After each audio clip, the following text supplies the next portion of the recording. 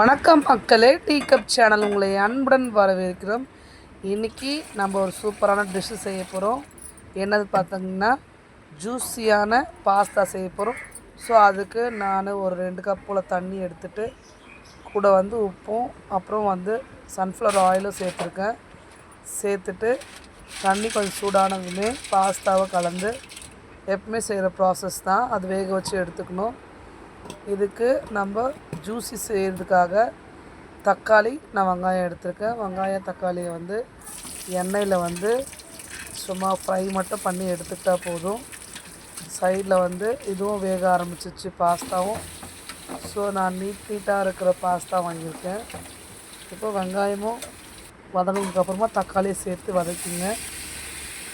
அது எதுவுமே வேண்டாம், ஜூஸி சூப்பராக இருக்கும். அந்த பாஸ்தா செய்து சாப்பிட்றதுக்கு அப்படியே எம்மியாக இருக்கும். இப்போது இஞ்சி ஒரு கடாயில் இஞ்சி பூண்டு பேஸ்ட்டு விழுது போட்டு நல்லா ஃப்ரை ஆனதுக்கப்புறமா மிளகாய் தூள் சேர்த்துக்குங்க. காரத்துக்கு ஏற்ற மாதிரி சேர்த்துக்குங்க. நம்ம வெங்காயம் தக்காளியை வதக்கி இந்த மாதிரி அரைச்சிட்டு இது கூட சேர்த்துக்கணும். சேர்த்திங்கன்னா நல்லா சூப்பராக இருக்கும்.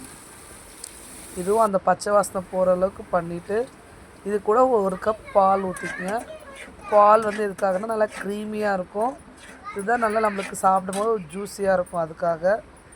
ஸோ இந்த மாதிரி பண்ணிவிட்டு இது கூட தேவையான உப்பு சேர்த்துட்டு நம்ம பாஸ்தா வடிகட்டி இதில் சேர்த்துக்குங்க.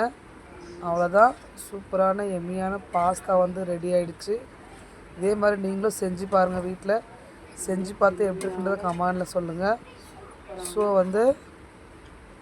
எம்மியான டேஸ்டான ஜூஸி பாஸ்தா ரெடி. இது கூட நான் கொஞ்சமாக டொமேட்டோ சாஸ் சேர்த்துக்கிறேன். எதுக்காகனா கொஞ்சம் ஃப்ளேவர் கொடுக்கும், ப்ளஸ் டேஸ்ட்டுக்காக.